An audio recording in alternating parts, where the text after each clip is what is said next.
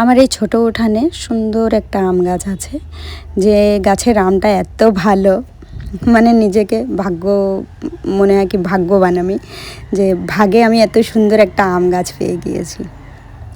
তো এটা যেহেতু উঠানটা পার্সোনালি আমার, তো আম গাছটাও আমার ভালো লাগে, কারণ হচ্ছে এত সুন্দর এই গাছের আম, এত মিষ্টি, এত খেতে ভালো লাগে, যেই খায় সেই প্রশংসা করে।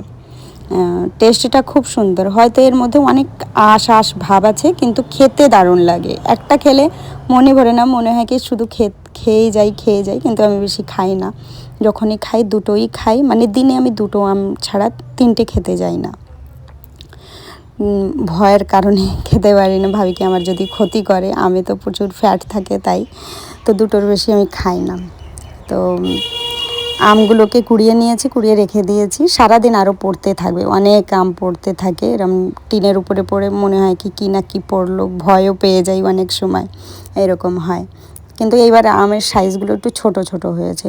আমার বাড়িতে 3টে আম গাছ আছে, একটা খুব টক, একটা পাকলে একটু মানে পানসে টাইপের, আর এটা খুব মিষ্টি। যে টক গাছটা, ওটাই টক রান্না করি, আম ডাল রান্না করি, এবার আচার দিয়েছি, আর একটু আম ফলসি করেছি। তো ওই গাছের আম দিয়ে ওই করি, ওটা আর পাকা খাওয়া যায় না, পাকলেও সেটা মুখে নেওয়া যায় না। আর বাকি এই দুটো গাছের আমটা খাওয়া যায়। তার মধ্যে আমার উঠানের যে গাছটা, এই গাছের আমটাই সবথেকে বেস্ট আর ভালো আম। সকাল সকাল ঘুম থেকে উঠে ঘর উঠান ঝাড় দিয়ে তারপরে যে থালা বাসন ধুয়ে নিচ্ছি। আর সঙ্গে পূজা কমেন্ট করে বলেছিলে যে দিদিভাই তুমি বলেছিলে যে তোমার মন খারাপ, সেই মন খারাপের কারণটা বললে না। হ্যাঁ, আমি বলেছিলাম যে আমার মন খারাপের কারণ আমি পরের ভিডিওতে বলবো। তো এত ব্যস্ততা থাকে না, যে তখন আর বলা হয় নাই, এই কারণেই বলিনি, যে খুব ব্যস্ত ছিলাম। আর মন খারাপের কারণটা হলো যে আমার কাছে একটা শালিক পাখির বাচ্চা ছিল, সেই বাচ্চাটা এখন আর নেই। আর আমি কোনো কিছু মানে সেটা যদি আমার কাছে 2-4 দিনের জন্যও থাকে, তার সাথে আমি কি জানি কেন জড়িয়ে পড়ি, আমার খুব খারাপ লাগে। তো সেই বাচ্চাটা হঠাৎ করেই মানে 4-5 দিন ছিল, 4-5 দিন ভালোই ছিল, হঠাৎ করেই কেমন যেন হয়ে গেল, আমি বুঝতে পারলাম না কি হয়েছে।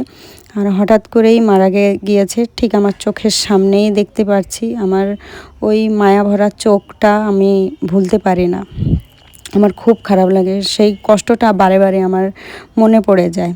তো আজ পর্যন্ত আমি অনেক কিছু পুষেছি, এই পাখি, কাঠবিড়ালি, এইগুলো।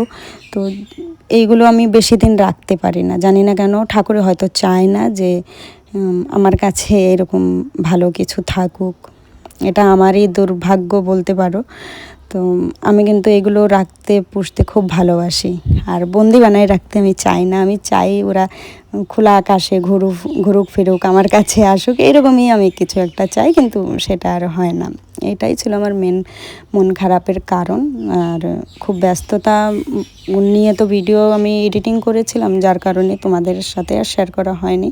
তুমি কমেন্ট করলে তো আমার ফিরে মনে পড়ে গিয়েছে যে না, সেটা তো আমি বলেছিলাম, আর আমার বলার দরকার, কারণ তোমরাও ভাববে যে না, কি নিয়ে মন খারাপ ছিল।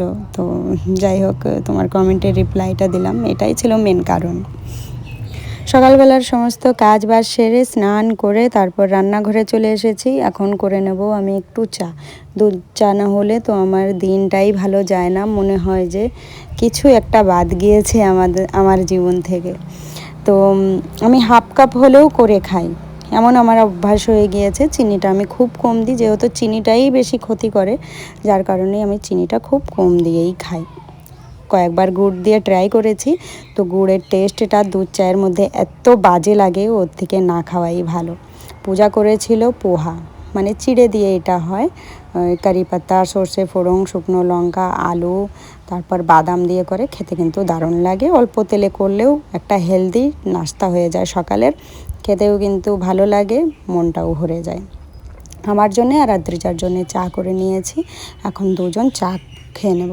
আদ্রিজা নিয়ে গিয়েছে, আমি এই যে এখন এই জায়গায় বসে বসে খাচ্ছি। আর একটা জিনিস দেখছি, আমি এমনি কালো, কিন্তু এই ভিডিওটাতে আমাকে আরও কালো দেখা যাচ্ছে, জানি না কেন। যাই হোক, তারপর রান্নার সমস্ত কিছু গুছিয়ে গাছিয়ে রান্না বসিয়ে দিয়েছিলাম। তো রান্নার ভিডিও আমি শর্টভাবে করেছিলাম, যার কারণে এতে অ্যাড করিনি। এখন সন্ধ্যা হয়ে গিয়েছে, আর সন্ধ্যার সময় ভালোই হাওয়া চলছে, আবহাওয়াটা ঠান্ডা ঠান্ডা আছে। আর আমাদের বাড়িতে বেশ কয়েকদিন পর পর চাউমিনটা খুব হয়, সবাই চাউমিনটা খুব পছন্দ করে। দোকানের চাউমিনটা সবাই একটু কমই পছন্দ করে, বাচ্চা থেকে বুড়ো পর্যন্ত। তো বাড়িতেই রান্না করার চেষ্টা করি। তো আজকে কিভাবে চাউমিনটা রান্না করি সেটাই আমি তোমাদের সাথে শেয়ার করব। প্রথমে আমি বাদামগুলোকে থেতো করে তেলে ভেজে তুলে নিয়েছি। তারপর তেলের মধ্যে দিয়ে দিয়েছি ক্যাপসিকাম, পেঁয়াজ, এগুলোকে হালকা হালকা করে ভেজে তার মধ্যে দিয়ে দিচ্ছি আমি 3খানা ডিম। পুরো প্যাকেট রান্না করব, কারণ হচ্ছে বাচ্চারা তো ওই খেয়ে আর কিছু খাবে না, রাত্রে এই খেয়েই ওদের রাত্রের ঘুম হবে। তারপরে সয়া সস দিয়েছি, এর মধ্যে দিয়ে দিয়েছি ওই ভাজা বাদামগুলো, তারপর টমেটো সস আর ম্যাগি মশলা দিয়েছি 2 প্যাকেট, কারণ হচ্ছে পুরো প্যাকেট রান্না করছি চাউমিনের। আর স্বাদ মতন লবণটাও দিয়ে দিয়েছিলাম। তারপর নুডলসগুলোকে দিয়ে এবার আমি ভালো করে ভেজে নেব, খুব সুন্দর করে ভেজে নেব। তো আমি চাউমিনটা এইভাবেই রান্না করি, আর বাড়ির লোকে সবাই খেতে খুব বেশি পছন্দ করে। তোমরা কিভাবে করো তোমরা কিন্তু জানিও। তো আমি তো এইভাবেই করি।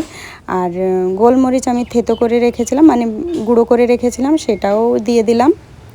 গোলমরিচ দিলে নুডলসের টেস্টটা খুবই সুন্দর হয়, খুবই ভালো লাগে।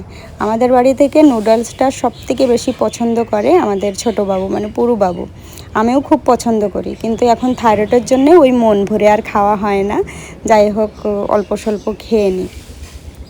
তো চাউমিন ভাজা কমপ্লিট। এবার হচ্ছে এর মধ্যে শসা, পেঁয়াজ এগুলো দিয়ে দিচ্ছি। গ্যাসের ফ্লেমটা অফ করে দিয়েছি।